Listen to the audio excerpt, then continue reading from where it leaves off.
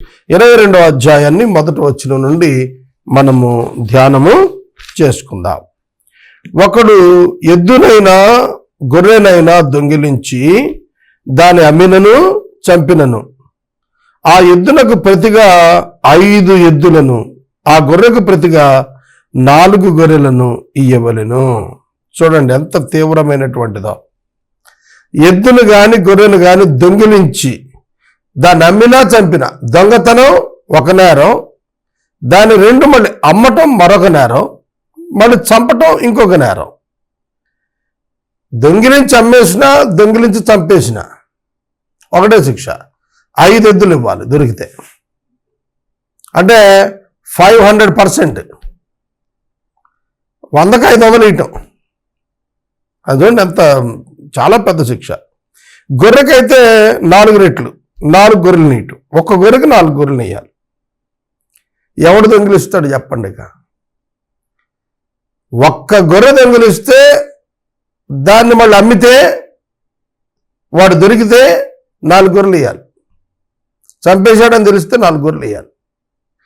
అంటే శిక్షలు కఠినం చేశాడు.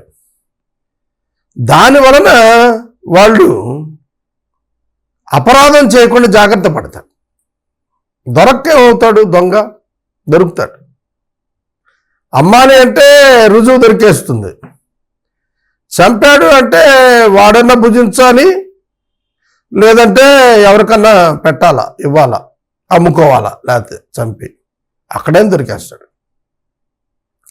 ఇవి గొర్రెల యొక్క గొడ్ల యొక్క వ్యాపారం చేస్తున్నటువంటి వారికి ఎక్కువ అనుభవం ఉంటుంది. నాకు తెలిసి కొందరు మిత్రులు గొర్రెల కాపర్లు, పశువుల కాపర్లు ఉన్నారు. నేను వారితో కొన్ని సందర్భాల్లో మాట్లాడుతున్నప్పుడు వారు చెప్పారు, ఒక్క గొర్రె ఎవరి మందలో కలిసిపోయినా వాళ్ళు గుర్తుపట్టేస్తారు.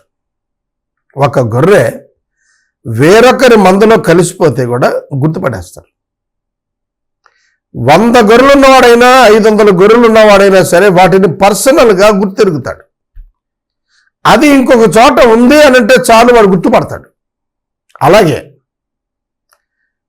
ఒకడు మంద కలిగి ఉంటే అతని స్నేహితుని మందలోనిది ఎవరు దొంగిలించినా స్నేహితుని మందలోనివి కూడా గుర్తుపడతారు.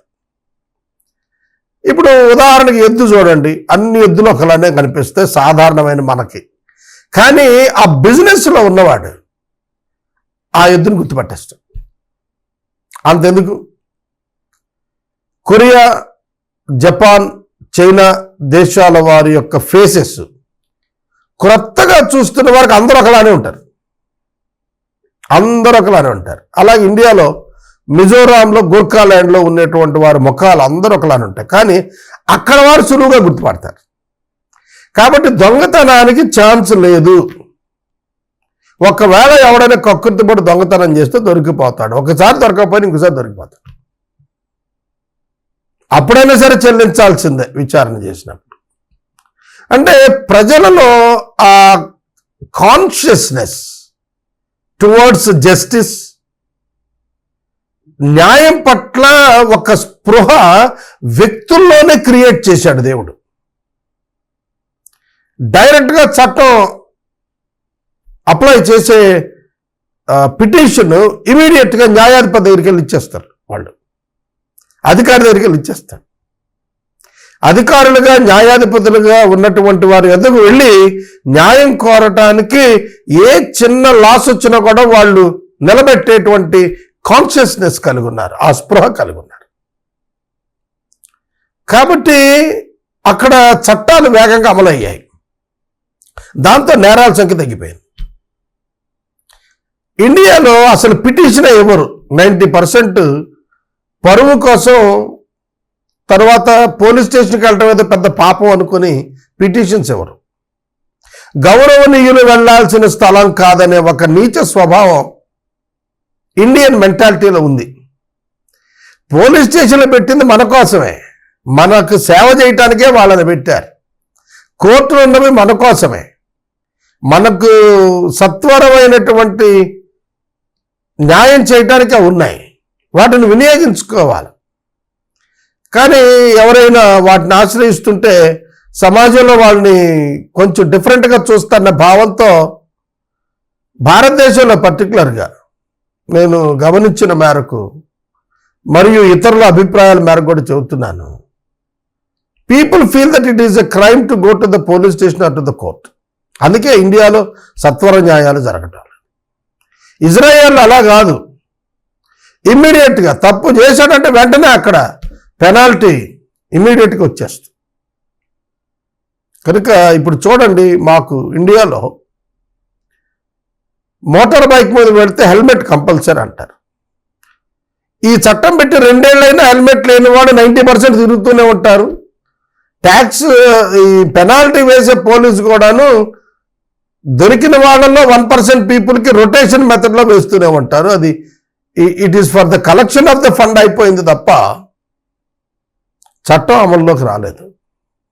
కాబట్టి చట్టాలు బాగా పర్ఫెక్ట్గా రన్ అవ్వాలి అని అంటే ఆ కాన్షియస్నెస్ ఉండాలి ప్రజల్లో. అది ఇజ్రాయేలులో పర్ఫెక్ట్గా ఉంది. ఎందుకంటే అలాంటి పునాది ఇక్కడ వేసాడు కనుక. ఒక ఎద్దు కానీ గొర్రె కానీ దొంగిలించి అమ్మేస్తే, దొంగిలించి చంపేస్తే, నీది కాదు తీసుకెళ్ళి నువ్వు తినేస్తే 5 గొర్రెలు, 5 ఎద్దులు, ఎద్దుకు బదులు 5 ఎద్దులు, గొర్రెకు బదులు 4 గొర్రెలు ఇవ్వాలి. 2వ వచనం, దొంగ కన్నము వేచుండగా వాడు దొరికి చచ్చేటట్లు కొట్టబడిన ఎడల అందువలన రక్తాపరాధము ఉండదు. దొంగ దొరికినప్పుడు చితక కొడతారు, కొట్టినప్పుడు శిక్ష లేదు. వాడిని రక్తాలు గారెట్టు కొట్టారు కదా అని చెప్పి శిక్ష ఉండదు. తర్వాత 3, సూర్యుడు ఉదయించిన తర్వాత వారిని కొట్టిన ఎడల వారికి రక్తాపరాధం ఉంటుందన్నాడు. అంటే నైట్ టైం దొరికినటువంటి దొంగని కొడితే రక్తాపరాధం ఉండదు. ఎందుకంటే ఇవాళలాగా ట్యూబ్ లైట్స్, నియాన్ బల్బ్స్ లేవు కదా ఆ కాలంలో. వాడిని ఐడెంటిఫై చేయటం, వాడిని గుర్తించటం ఇట్స్ ఆల్ డిఫికల్ట్ ఇష్యూ. కాబట్టి అక్కడ వారికి రక్తాపరాధం ఉండదన్నాడు. అదే పగటిపూట గనక కొడితే రక్తాపరాధం ఉంటుంది. వాడు సరిగా మరల సొమ్ము చెల్లించాలి. వారికి ఏమి కాకపోయిన ఎడల వాడు దొంగతనం చేసినందుకు వాడు అమ్మబడాలి, దాసుడిగా మారాలి. వాడు చూడండి, సొమ్ము తిరిగి చెల్లించడంతో పాటుగా దాసుడిగా అమ్మివేయబడాలి. అది పబ్లిక్ ఫండ్కి వెళుతుందని నేను అనుకుంటాను. దాసుడిగా అమ్మబడాలి. ఇంకా దొంగతనం వాడు చేస్తాడు. దొంగతనం చేస్తే దొరికింది ఇచ్చివేయగా, దొంగిలించింది ఇచ్చివేయగా, మళ్ళీ అమ్మబడి ఆ డబ్బు జనరల్ ఫండ్కి ట్రాన్స్ఫర్ అవ్వాలి. కాబట్టి ఎవ్వడు దొంగతనం చేయడు. తర్వాత దొంగిలినది ఎద్దైనా గాడిదైనా గొర్రెైనా సరే అది ప్రాణంతో దొరికితే దానికి 2 ఇవ్వాలి అన్నాడు. ఎద్దైనా గాడిదైనా గొర్రెైనా అది ప్రాణంతో దొరికితే 2 ఇవ్వాలి. అదే గనక అమ్మినా చంపినా ఎద్దులైతే 5 ఇవ్వాలి, గొర్రెలు 4 ఇవ్వాలి. ఓన్లీ దొంగతనంకే దొరికితే 2 చెల్లించాలి. ఒక గొర్రె దొంగిలిస్తే దానికి 1+2 3 ఇవ్వాలి. వెనక్కి వస్తే అది 3 వస్తాయి అన్నమాట. అది లెక్క. తర్వాత 5వ వచనంలో, చేనునైనా ద్రాక్ష తోటనైనా మేపటానికి తన పశువును విడిపించగా ఆ పశువు వేరొకని చేను మేస్తే, ఒకడు తన చేనునైనా ద్రాక్ష తోటనైనా మేపటానికి తన పశువును విడిపించి ఆ పశువుని వేరొకటి చేను మేస్తే అతడు తన చేలలోని మంచిదియు ద్రాక్షాతోట మంచిదియు దాని ప్రతిఫలంగా ఇవ్వాలి. అంటే తన జంతువును తను సరిగా కట్టేసుకోకుండా వదిలిపెట్టేస్తే, తను అనుకున్నటువంటి పొలంలో కాక వేరొక పొలంలోనికి వెళ్ళి మేస్తే ఆ పంట మేసినందుకు గాను ఇవ్వాల్సింది ఏమిటట? చాలా పెద్ద మొత్తం. ద్రాక్ష తోటలో మంచిది, చేలో మంచిది, దానికి ప్రతిగా ఇవ్వాలి. ఒకవేళ అది గట్ల మీద ఉన్న మొక్కలు తిన్నా కూడా, అంటే నీకు సంబంధించినటువంటి జంతువు దొంగతనం చేసింది, నువ్వు శ్రద్ధ వహించలేదు, అది జంతువు దానికేం తెలుసు, కానీ నువ్వు మనిషివి, నీకు తెలియాలి కదా, నువ్వు మనిషివి నీకు తెలియాలి కదా, దాని కొరకు శిక్ష. అట్లా ఇప్పుడు పెట్ డాగ్స్ ఉంటాయి. పెట్ డాగ్ ఎవరైనా కరిసిందనుకోండి, మన ఇంటి పెట్ డాగ్ వేరొకరిని దాడి చేస్తే, గాయపరిస్తే యజమాని మీద కేసు కడతారు. ఇవాళ ఇండియాలో ఆ చట్టం ఉంది. చట్టాలు ధర్మ పరిరక్షణకు, శాంతి భద్రతల పరిరక్షణకు చాలా ప్రధానమైనవి. మనుషుల పట్ల కానీ, సొత్తు పట్ల, ఆస్తుల పట్ల కానీ పర్ఫెక్ట్గా ఎప్పుడైతే చట్టాలు అమలవుతాయో నేరం చేయటానికి భయపడతారు.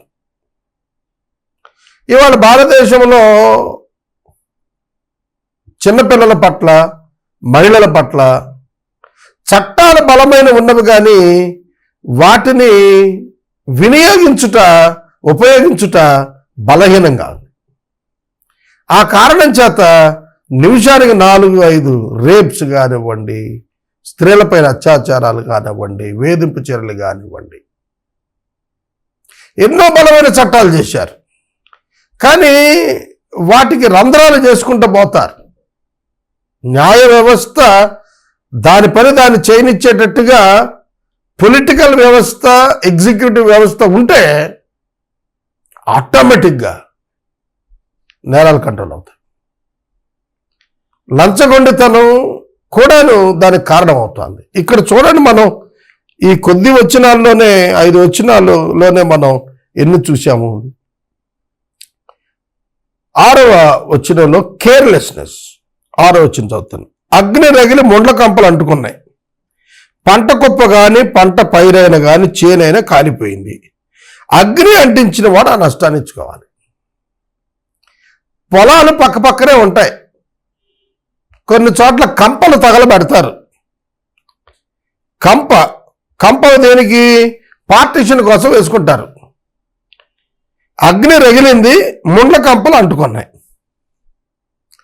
పార్టిషన్ కోసం వేసుకున్నటువంటి ముండ్ల కంపలు అంటుకుంటే అవతల వారి పొలములో ఏవైతే తగలబడుతున్నాయో, చేనులో పంటలైనా కూడా, లేదంటే కనుక ఏదైనా పదార్థం, ఆహార పదార్థం ఉంటే అది కూడా తగలబడిపోతే, చేను కాలిపోతే, ఆ అగ్ని అంటించిన వాడు ఉంటాడు చూశారు, క్లీనింగ్ పర్పస్ కోసం శ్రద్ధ తీసుకోకపోవటం వల్ల వాడు నష్టాన్ని పెట్టుకోవాలి. ఆ నష్టం ఎంతైతే అంత వాడు ఇవ్వాల్సింది. పంట నష్టపోవటానికి రైతుకు భద్రత దొరికింది అక్కడ. తర్వాత 7వ వచనము మొదలుకొని నమ్మకత్వాన్ని గుర్చినటువంటి విషయాలలో లోపాలకు ఉన్నటువంటి శిక్షలు, లాస్ ఆఫ్ ట్రస్ట్, నమ్మకత్వం విషయంలో పోగొట్టుకుంటే వచ్చేటువంటి శిక్షలు మనకి ఇవి 6వ 7వ వచనం నుండి మనకు 13వ వచనం వరకు ఇదే కనిపిస్తుంది. చదువుకుందాం. ఒకడు సొమ్మైనా సామానైనా జాగ్రత్త పెట్టాలని తన పొరుగువానికి అప్పగించాడు. అది ఆ పొరుగువాని ఇంట నుండి ఒక దొంగిలించి దొరికాడు. సొమ్ము వాడిది కాదు, సొమ్ము పక్కింటి వాడిది లేదా పొరుగు వాడిది. ఈ సొమ్మును దాచిపెడుతున్నాడు తీసుకొని అతని రిక్వెస్ట్ మీద. అది కనుక దొంగిలించితే 2 ఇచ్చుకోవాలి. ఆ దొంగ దొరకకపోతే ఆ ఇంటి యజమానుడు తన పొరుగువారి పదార్థం తీసుకున్నవాడు దానికి పరిష్కారంగా న్యాయాధిపతి దగ్గరికి రావాలి. దేవుని ఎందుకంటే న్యాయాధిపతి యొద్దకని అర్థం. ప్రతి విధమైన ద్రోహాన్ని గుర్చి, అనగా ఎద్దుని గుర్చి, గాడిదని గుర్చి, గొర్రెని గుర్చి, బట్టలను గుర్చి, ఇది నాదని దాని గుర్చి ఇద్దరి మధ్య వ్యాజ్యం చేయబడితే న్యాయాధిపతి ఎవరి మీద నేరం స్థాపిస్తాడో వాడికి ఆ పొరుగు వాడికి 2 ఇచ్చుకోవాలి. చూడండి, నమ్మకం వస్తున్నవని నీకు తెచ్చి అప్పగిస్తే నువ్వు పోగొడితే 2 ఇచ్చుకోవాలి. కాబట్టి ఒక్కడిది తీసుకుని దాచిపెట్టడానికి ఒప్పుకున్నా కూడాను అంత జాగ్రత్తగా కాపలా కాయాలి. దాన్ని తన దానికంటే అత్యధికంగా కాపలా కాసుకోవాలి. తన సొత్తు పోతే నష్టపోయాను అనుకుంటాడు, కానీ పక్కోడిది ఇక్కడ దాచిపెట్టినప్పుడు పోతే 2 వీడే ఇచ్చుకోవాల్సి వస్తుంది. కాబట్టి పరాయి వాని సొత్తును అత్యధికంగా కాపాడతాడు. అది ఇక్కడ వ్రాసాడన్నమాట. ఇక 10వ వచనంలో ఒకడు గాడిదైనా, ఎద్దైనా, గొర్రెైనా, మరి ఏ జంతువునైనా కాపాడుటకు తన పొరుగువానికి అప్పగించిన మీదట అది చచ్చిపోయినా, హాని పొందినా, ఎవడు చూడకుండా తోలుకుని పోబడినా, వాడు తన పొరుగువాని సొమ్మును తీసుకోలేదన్నట్టు యెహోవా ప్రమాణం వారిద్దరి మధ్య ఉండాలి. సొత్తుదారుడు ఆ ప్రమాణం అంగీకరించాలి. ఆ నష్టం అచ్చుకొన అక్కర్లేదు.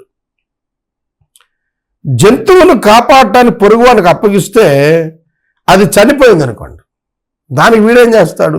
జబ్బుదై ఉండొచ్చు, దానికి ఏదైనా ఇంటర్నల్ హాని జరిగింది అనుకోండి, అతని నిర్లక్ష్యం లేకుండా జరిగింది కాబట్టి, పొరుగువాని నిర్లక్ష్యం లేకుండా జరిగింది కాబట్టి అతడు దాని కొరకు ఏమీ ఇవ్వవలసిన అవసరం లేదు. Owner of the sheep or donkey అతడే పెట్టుకోవాలా, యజమానుడే పెట్టుకోవాలా. అది నిజంగా వాని ఏదో దొంగిలించబడిన సొత్తుదారునికి ఆ నష్టం వచ్చుకోవాలి. ఒకవేళ అది దానంతరం చచ్చిపోకుండా దొంగతనం జరిగింది అనుకోండి, దాని సొత్తు మాత్రం ఇవ్వాల్సిందే యజమానికి, ఎందుకంటే తన నిర్లక్ష్యం అని. అది చేల్చబడింది అనుకోండి, సాక్ష్యాన్ని తీసుకుని రావాలి. సాక్ష్యం దొరికింది అనుకోండి, చేల్చబడిందని సాక్ష్యం, అప్పుడు నిర్లక్ష్యం. మళ్ళీ దానంతటా అది వ్యాధి వచ్చి చేస్తే ఇవ్వక్కర్లా. అతని నిర్లక్ష్యం వల్ల ఏదైనా జంతువు దాన్ని చీల్చేసింది అనుకోండి, చంపేసింది అనుకోండి, దాని యొక్క సాక్ష్యం ఆనవాళ్ళు దొరికితే ఎవరైతే జాగ్రత్త పరుస్తారని దాన్ని అట్టుపెట్టుకున్నాడో వాడు దాని యొక్క యజమానికి నష్టాన్ని ఇవ్వాలి. చాలా క్లియర్ లా అండి, చాలా క్లియర్గా. అంటే ఎక్కడా కూడా ఎవరి సొత్తు అపహరించబడకుండా, పాడు చేయబడకుండా, నాశనం చేయబడకుండా, ఒకరి సొత్తు పట్ల మరొకరు బాధ్యత వహించినప్పుడు మరింత ఎక్కువ జాగ్రత్తతో కాపాడేటట్లుగా ఈ చట్టాలన్నీ కూడా రాస్తూ వచ్చాడు. తర్వాత 14వ వచనం దగ్గరికి వచ్చేటప్పటికి కొదువుగా తెచ్చుకున్నటువంటి, అప్పు తెచ్చుకున్న, బదులు తెచ్చుకున్నటువంటి దాని గురించి 14 మరియు 15 వచనాల్లో రాశాడు. ఒకడు తన పొరుగువాని వద్ద దేనినైనా బదులు తీసుకుని పోగా దాని యజమానుడు దాని వద్ద లేనప్పుడు అది హాని పొందినా చచ్చినా నష్టాన్ని అచ్చుకోవాలా. దాని యజమానుడు దాంతో ఉండిన నష్టం ఇచ్చుకోక్కర్లేదు. ఎందుకంటే బదులు తీసుకున్న దాని విషయంలో కూడాను యజమానుడు చూస్తుండగా నష్టం జరిగితే ఇవ్వక్కర్లేదు. ఎందుకంటే చూస్తుండగా నష్టం కదా, చూడనప్పుడు తీసుకువెళ్ళిన బదులు తీసుకెళ్ళినది బాధ్యత. ఏ విధంగా ఆ హాని జరిగిందనేది ప్రత్యక్ష సాక్షిగా ఆ ఆర్టికల్ యొక్క యజమానుడు కూడా ఉన్నాడు కాబట్టి అతడు బదులు తీసుకెళ్ళినాడు, ఏమీ కూడా ఇయ్యనవసరం లేదు. 15వ వచనంలో అది అద్దెదైనా దాని అద్దెకు వచ్చింది. 22వ అధ్యాయంలో మనం 15 వచనాల వరకు ఉన్న వాక్య భాగంలో ఏమేమి చూసామంటే, 21వ అధ్యాయంలో ప్రారంభించబడినటువంటి ప్రాపర్టీకి సంబంధించిన 7 సివిల్ లాస్ చట్టాలు, పౌర చట్టాలు, వాటిల్లో 2 చట్టాలు 21వ అధ్యాయంలోను, మరొక 5 చట్టాలు 22వ అధ్యాయంలోను కంప్లీట్ చేసుకున్నాం. ఇక మిగిలిన భాగం 16వ వచనం నుండి 31వ వచనం వరకు ఉంది 22వ అధ్యాయంలో. దీనిలో ఏమున్నది అనగా, ఒక 9 ప్రత్యేకమైన పౌర చట్టాలు ఇక్కడున్నాయి. వాస్తవంగా 16 చట్టాలు, పౌర చట్టాలు మరికొన్ని ఇచ్చాడు. ఆ 16లో 9 22లో చూస్తాం. 23లో మిగిలినటువంటి ఆ 7 చట్టాలు, ఆ తర్వాత మిగిలినవి 23వ అధ్యాయం చెప్పేప్పుడు నేను చెబుతాను. ఈ 9 చట్టాలు 22వ అధ్యాయంలో చెప్పిన 9 చట్టాలు మనకు 16వ వచనంతో ప్రారంభమవుతాయి. చదువుకుందాం. మొదటిది పెనాల్టీ ఫర్ రేప్. ఒక స్త్రీ మానభంగం చెందితే ఏమిటి అనేది 16వ వచనం. ఒకడు ప్రదానము చేయబడని ఒక కన్యకను మరులు కొలిపి ఆమెతో శయనించిన ఎడల ఆమె నిమిత్తము ఓలి ఇచ్చి ఆమెను పెండ్లి చేసుకోవాలి. ఆమెను ఆమె తండ్రి ఇయ్యకపోయిన ఎడల వాడు కన్యకల ఓలి చొప్పున సొమ్ము చెల్లించాలి. రేపును గురించి 16-17 వచనాలు చెప్పాడు. ప్రదానము చేయబడని స్త్రీ, ప్రదానము చేయబడిన స్త్రీని రేప్ చేస్తే దానికి వేరే చట్టం.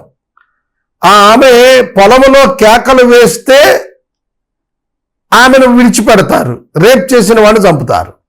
ఆమె పొలములో కేకలు వేయకపోతే, కన్యాత్వం లేదని ప్రదానం చేయబడిన వాడు కనుక కంప్లైంట్ ఇస్తే రేప్ చేసిన వాడిని అతనితో శయనించిన ఆమెను కూడా చంపేస్తారు. ఇక్కడ ప్రదానం చెయ్యబడని స్త్రీ, ప్రదానము చేయబడని కన్యక ఆవిడ కనుక ఎవరైనా మాటలతో మభ్యపెట్టి ఆమెకు మరులు కొల్పి ఆమెతో శయనించితే, సెక్షువల్ కాంటాక్ట్ ఆవిడతో పెట్టుకుంటే, ఆమె యొక్క తండ్రి ఆ వ్యక్తిని పట్టుకొని పెండ్లి కొరకు డిమాండ్ చేస్తాడు. ఆమె నిమిత్తం ఓలి అంటారు. కట్నం ఎట్లా ఆడవాళ్ళు మగవాళ్ళకి ఇస్తున్నారో మగవాళ్ళు ఆడవాళ్ళకి ఇచ్చేది ఓలి అంటారు. వరకట్నం స్త్రీలు పురుషులకు ఇచ్చేది, ఓలి పురుషులు స్త్రీలకు ఇచ్చేది. కనుక ఆమెను పాడు చేసినందుకు ఓలి ఇవ్వాలి, వివాహం కూడా చేసుకోవాలి. అది కూడా డిమాండెడ్ ఓలి ఇవ్వాలి. ఎంత సొమ్ము అయితే తండ్రి మాట్లాడుతాడో అది ఇవ్వాలి. ఒకవేళ ఆ తండ్రికి ఇష్టం లేదనుకోండి, వాడికి ఇవ్వటం అవతల వ్యక్తికి కన్యకల ఓలి అని ప్రత్యేకంగా ఉంటుంది, హై పేమెంట్, అది ఇస్తే చాలు. ఆ విధంగా ఆ వ్యక్తికి పనిష్మెంట్ ఉంటుంది. కాబట్టి రేప్ జరగటం అది రేప్ కిందే వస్తుంది. ప్రదానం చేయబడని కన్యక అన్నప్పుడు ఆమెను మరులు కొల్పి చేసినా కూడా మహిళ తప్పురాల, పురుషుడిదే వచ్చింది. మరులు కొల్పి అనే పదం అండర్లైన్ చేసుకోవాలి. విల్ఫుల్గా వాళ్ళిద్దరూ ఏకం అవుతాం, అది వేరే విషయం, అది ప్రేమకు సంబంధించింది. వారి వివాహంతో అది సుఖాంతం అవుతుంది.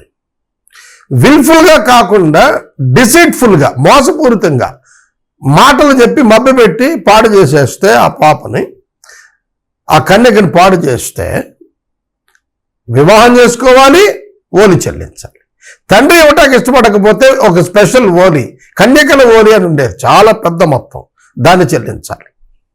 కాబట్టి ఆ విధంగా ప్రత్యేకమైనటువంటిది బలవంతం విషయంలో రాయబడింది. ఇక 18వ వచనంలో డెత్ ఫర్ విచ్ క్రాఫ్ట్, 18వ వచనంలో శకునము చెప్పు దానిని బ్రతకనీయకూడదు. శకునము సోది. సౌలు రాజు యొక్క కాలంలో అయితే చట్టమే చేసేశాడు, చంపేశారు. ఎవరైతే శకునాలు చూస్తారో, సోది చెబుతారో, దురాత్మల చేత పీడితులై వాళ్ళు ఆవహింపజేసుకుని మంత్రప్రయోగాలు చేస్తారో వాళ్ళు చంపేసేయమన్నాడు. అదే మనకు ఇక్కడ కనిపిస్తోంది. 18వ వచనంలో విచ్ క్రాఫ్ట్, ఈ శకునం చెప్పేదాన్ని చంపేయండి, బతకనివద్దు అన్నాడు. 19వ వచనం మృగ సంయోగం గురించి మాట్లాడాడు. మృగ సంయోగము చేయి ప్రతివాడు నిశ్చయంగా చంపబడాలి, మరణశిక్ష. మృగ సంయోగము, పురుషుడు గాని స్త్రీ గాని మృగము ఆమెను పొందేటట్లు, మృగమునకు సహకరించి ఆమె దాన్ని పొందేటట్లుగా ఉంటే ఆ స్త్రీని, మృగాన్ని, పురుషుడు మృగ సంయోగం చేస్తే ఆ పురుషుణ్ణి, గొర్రెలతో కానీ బఫెల్లోస్తో కానీ సెక్స్ చేసిన వాడిని, గుర్రములతో కానీ సెక్స్ చేసిన వాడిని చంపేమన్నాడు. ఎందుకంటే ఎయిడ్స్కి కారణం అదే. తేలిన సంగతి ఏమిటంటే ఎయిడ్స్కి జంతు సంయోగమే కారణం. ఏప్స్తో సంయోగం చేసినందువలన ఆఫ్రికన్ కంట్రీస్లో అది విస్తరించినట్లుగా చరిత్ర ఆధారాలు మనకు ఉన్నవి. కనుక దానికి సంబంధించి 19వ వచనంలో మృగ సంయోగం యొక్క శిక్ష గురించి రాశాడు. తర్వాత విగ్రహారాధనను గురించి 20వ వచనంలో రాశాడు. వేరొక దేవునికి బలి అర్పించేవాడు శాపగ్రస్తుడు. శాపగ్రస్తుడు అంటే కూడా డెత్ ఇస్ ద పెనాల్టీ, అంటే కండెమ్డ్ ఫెలో, వాడు బతకూడదు అని అర్థం. శాపగ్రస్తుడు అంటే చంపమన్నాడు. డెత్ ఫర్ ఐడోలాటరీ, అడల్టరీకి ఐడోలాటరీకి, వ్యభిచారానికి విగ్రహారాధనకు, రెండింటికి కూడా మరణశిక్ష చెప్పాడు. తర్వాత 21వ వచనంలో అణిచివేతకు ఎవరిని గురి చేసినా అభాగ్యులు అంటారు, అంటే తల్లిదండ్రులు లేనివారు, భర్త చచ్చిపోయినటువంటి వారు, పరదేశం నుంచి వచ్చిన వారు, అంటే వీకర్ సెక్షన్స్ అప్రెషన్ అణగదొకటి. కనుక 20 నుంచి 21 వచనం నుంచి మాటలు రాశాడు. 21 నుంచి 24 వరకు ఈ వచనాలు ఉన్నాయి. 27 నుంచి 24 చదువుతాను. పరదేశిని విసిగించొద్దు, బాధించొద్దు. మీరు ఐగుప్తు దేశంలో పరదేశులుగా ఉన్నారు కదా, మీకు తెలుసు పరదేశ విలువ ఏంటో. మీరు అనుభవించి వచ్చారు ఒకప్పుడు, అలాంటి అనుభవాన్ని ఇంకోటి కలుగు చేయొద్దు. మీరు అక్కడ ఉండగా మొరపెట్టినందుకే కదా మిమ్మల్ని విడిపించింది. కనుక పరదేశ యొక్క దీనావస్థలో అతన్ని వేధించొద్దు అన్నాడు. విధవరాల్ని, దిక్కులేని పిల్లలు బాధ పెట్టద్దు. వారు నీ చేత ఏ విధంగా బాధ నొందినా నాకు మొరపెట్టిన నిశ్చయంగా నేను వారి మొర వింటానన్నాడు దేవుడు. జాగ్రత్త, ఇందులో మార్పు లేదు. వీకర్ సెక్షన్స్ని ఎవడు బాధ పెట్టినా దేవుడు వింటాడు. ఇవాళ పెద్ద సమస్య ఏంటంటే దేవుడు వింటే ఏం చేస్తున్నాడు అంటారు. దేవుని తీర్పులు అట్టి వారికి భయంకరమైన శిక్ష ఉంటుంది అనేది మర్చిపోకూడదు. ఏ విధంగా వారు నువ్వు బాధ పెట్టినా కూడా, మాట రూపంగా కానీ, హింస రూపంగా కానీ, అణిచివేత కానీ, దొంగతనం కానీ, దోపిడీ కానీ, వారి శ్రమ దోపిడీ కానీ, వారిని మానసికంగా హింసించడం కానీ, ఏది చేసినా కూడా శిక్ష ఉందన్నాడు. నా కోపాగ్ని రగులుకుంటుంది, మిమ్మల్ని కత్తితో చంపించేస్తాను, మీ భార్యలు విధవరాళ్ళు అయిపోతారు, మీ బిడ్డలు దిక్కులేని అయిపోతారు.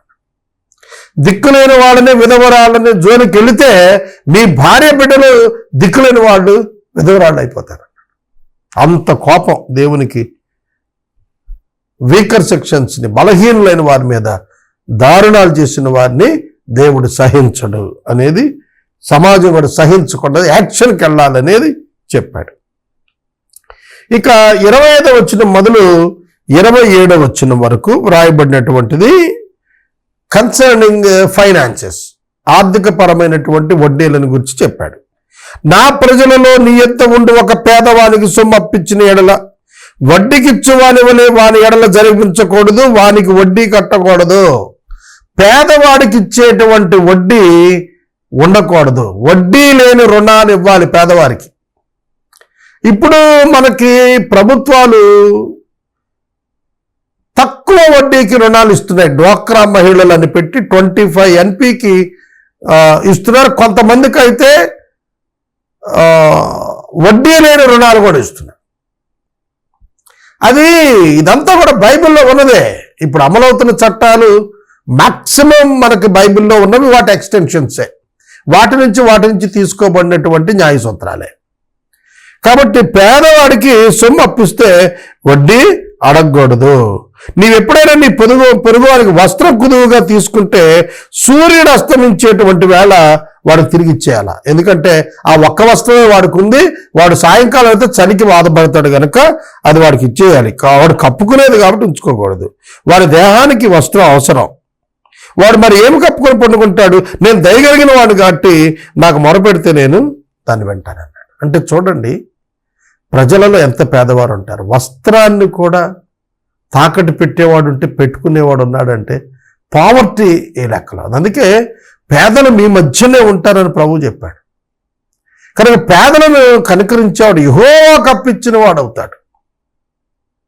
దేవుని దీవెన పేదలను కరుణించిన వారి మీదకి వస్తుంది, ఖచ్చితంగా వస్తుంది.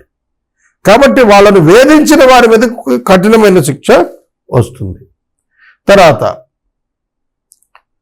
28వ వచనంలో వ్రాయబడినటువంటిది, నీ అధికారిని నిందింపకూడదు, నీ ప్రజలలో అధికారిని శపించకూడదు. ఇది 16 చట్టాలలో ఇది 7వ చట్టం. అధికారిని నిందించకూడదు.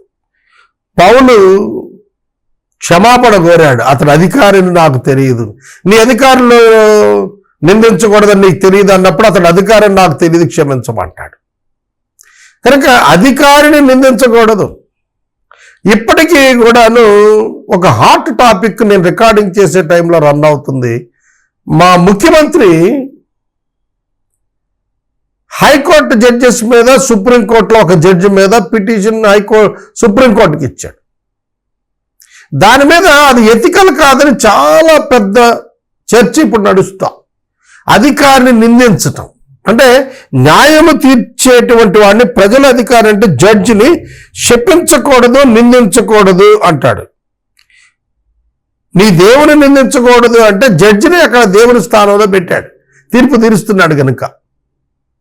కాబట్టి దేవుని నిందించకూడదు అంటే not God, only the judge. జడ్జెస్ని, అధికారులని శపించకూడదు, న్యాయాధిపతిని శపించకూడదు అని చెబుతున్నాడు. ప్రజల అధిపతిని శపించకూడదు. వాళ్ళు దేని కొరకు శిక్ష చేస్తారు? మంచి కొరకు శిక్ష చేస్తారు. నువ్వు చెడు చేయకుండా ఉంటే నిన్ను శిక్ష చెయ్యరు కదా వారు. కాబట్టి సమాజ క్షేమం కొరకు, లా అండ్ ఆర్డర్ కంట్రోల్ కోసం వాళ్ళు చేస్తున్నారు కనుక వాళ్ళని ఏం చేయకూడదు? వాళ్ళు నిందించకూడదు. Sometimes police uses third degree, దానికి కూడా నియమ నిబంధనలు ఉన్నాయి. కానీ ప్రజలు ఎవరు దాన్ని తప్పు పట్టరు. ఒక కఠినమైనటువంటి గజదొంగ దొరికాడు అనుకోండి, కొన్ని సందర్భాల్లో థర్డ్ డిగ్రీ ఉపయోగిస్తారు. ఉపయోగించినందున వాడిని ఎవరు తప్పు పట్టరు. కనుక మనం గమనించినట్లయితే దేవుడు స్పష్టంగా చెబుతున్నాడు, న్యాయాధిపతి విషయంలో ఎవరు కూడా నింద వేయవద్దు అని చెబుతున్నాడు. తర్వాత 29-30 వచనాలు, 29-30 వచనాల్లో పంటను గురించి, జ్యేష్ఠ కుమారుని గురించినటువంటి వివరాలు చెప్పాడు. నీ మొదటి పంటలో నీవు సస్యద్రవ్యాలు అర్పింప తడవు చేయకూడదు. నీ కుమారులో జ్యేష్ఠుణ్ణి నాకు అప్పగించాలి. నీ ఎద్దులు, నీ గొర్రెలను, అలాగే జ్యేష్ఠులైన వాటిని నాకు అప్పగించాలి. 7 దినముల తల్లి దగ్గర ఉంటుంది, 8వ దినాన్ని నాకు ఇచ్చేయాలన్నాడు. 7 దినాలు తల్లి దగ్గర అంటే పాలు తాగాలి కదా, దాని కొరకు అక్కడ ఉంటుంది అన్నాడు. ఆ తర్వాత ఇచ్చామన్నాడు. 8వ దినాన మగపిల్లవాడిని తీసుకొచ్చి సున్నతి చేస్తారు, దేవునికి ప్రతిష్ఠ చేస్తారు జ్యేష్ఠుడిని. కాబట్టి ఈ అర్పణ ఈ విధంగా చేయమని చెబుతున్నాడు. ఇక 31వ వచనంలో లా ఆఫ్ పర్సనల్ హోలీనెస్, పరిశుద్ధత కాపాడుకోవటం. అంటే దేవుడు పవిత్ర అపవిత్ర జంతువులను సెపరేట్ చేశాడు లేవీకాండంలో యూదులకి. దాని విషయంలో, మాంసాహార విషయంలో పరిశుద్ధంగా ఎట్లుండాలి? నాకు ప్రతిష్ఠించబడిన వారు అంటే నాజీరు చేయబడిన వాళ్ళు పొలంలో చేల్చబడిన మాంసములు తినకూడదు, కుక్కలకు దాన్ని పారవేయాలి. పొలంలో చేల్చబడింది, ఒక జంతువు చేత చేల్చబడింది, అది ఆ మాంసాన్ని తినకూడదు, పారేయాలి. కనుక ప్రత్యేకించుకుంటున్నాడు, దాన్ని హోలీనెస్ అంటారు. అంటే సెట్ అపార్ట్. అందరిలా ఉండకూడదు, అందరూ వాటిని భుజించవచ్చు, కానీ ప్రతిష్ఠించబడినోడు తినకూడదు. లేవీయులకు ప్రత్యేక విధుల్లో ఇది చాలా పవిత్రమైనటువంటి కార్యంగా ఎంచుతాడు. పరిశుద్ధత కాపాడుకొని చాలా పవిత్రమైన కార్యంగా ఎంచుతాడు. కాబట్టి ఈ 31 వచనాల్లో, మనం 22వ అధ్యాయంలోని 31 వచనాల్లో ఈ వివరాలన్నీ చూస్తున్నాం. ఎందుకంటే ఇవి సివిల్ లాస్, క్రిమినల్ లాస్, పౌర చట్టాలు, ఇవి క్రిమినల్ చట్టాలు. వీటిని ఎలా అమలు చేయాలి ఏంటనేది ధర్మశాస్త్రం, లా ఆఫ్ గాడ్, దేవుడిచ్చినటువంటి ధర్మశాస్త్రం, ఇది పీనల్ కోడ్. దీనివల్ల మనుషులకు భద్రత దొరుకుతుంది, అన్యాయం జరగకుండా కాపాడబడతారు, సొత్తులు అపహరించబడకుండా కాపాడబడతారు. తర్వాత 16 ఆటిల్లో మనం ఇక్కడ 9 చూసాం. మరొక 7 23వ అధ్యాయంలో మనం చూడాల్సింది ఉంది. అది 23వ అధ్యాయ ధ్యానంలో చెబుతాను.